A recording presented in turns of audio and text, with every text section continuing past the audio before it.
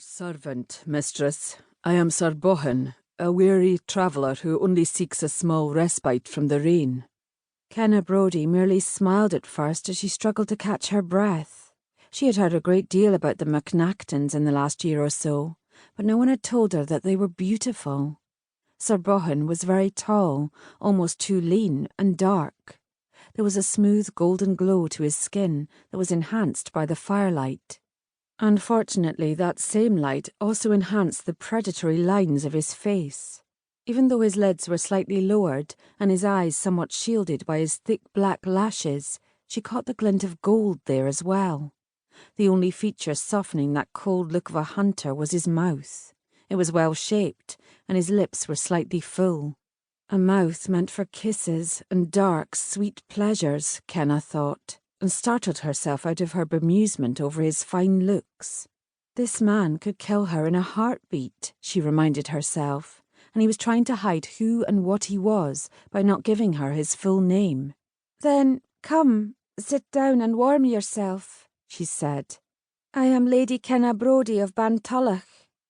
"Well met, my lady," Bothan said, as he led his horse to the rear of the cave and tended to its needs first.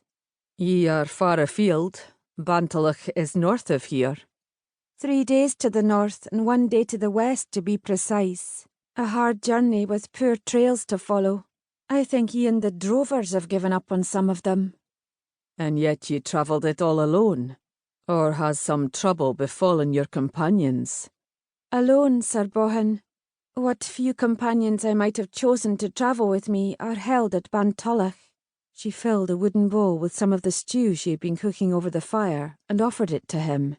"Eat, sir," she urged gently when he hesitated. "'Tis made from the last of my supplies, for I felt I'd risked my health if I tried to carry that bit of venison any further." Quietly accepting the offer of food, Bothan cautiously sniffed it before taking a small bite. A poison might not kill him, but it could make him dearly wish it would. It could also weaken him enough to make him very easy to kill. As half Callan, half MacNachton, he could not be exactly sure just how vulnerable he was to such things, and there had been no way to safely test them.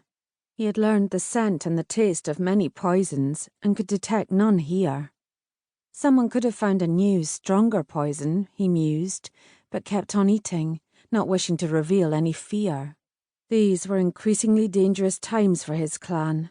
The whispered rumours that had always swirled around them had grown more widespread, and there was a growing number of people who believed them. There were men who hunted them now, and that group showed signs of banding together. That unity would make them even more dangerous than they already were.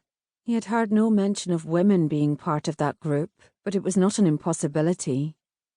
"Why are ye travelling alone?" he asked.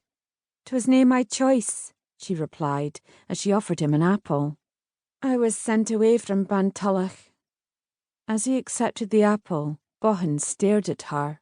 It was difficult to think of any crime such a pretty, delicate woman could commit that was so vile it would result in her banishment.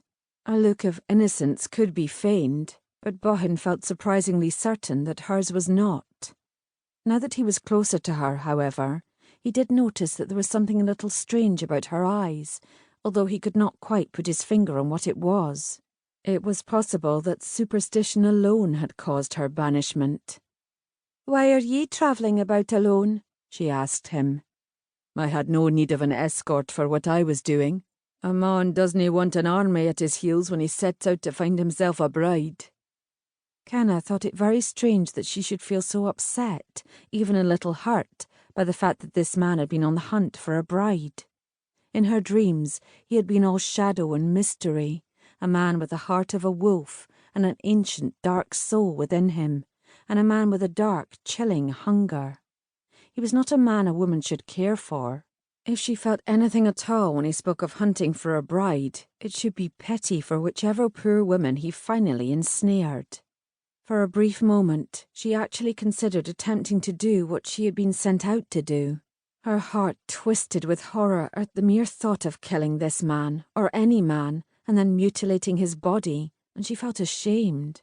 Her uncle had been mad to ask her to bring him the hand, head and heart of a MacNachton, even if she believed, as her uncle did, that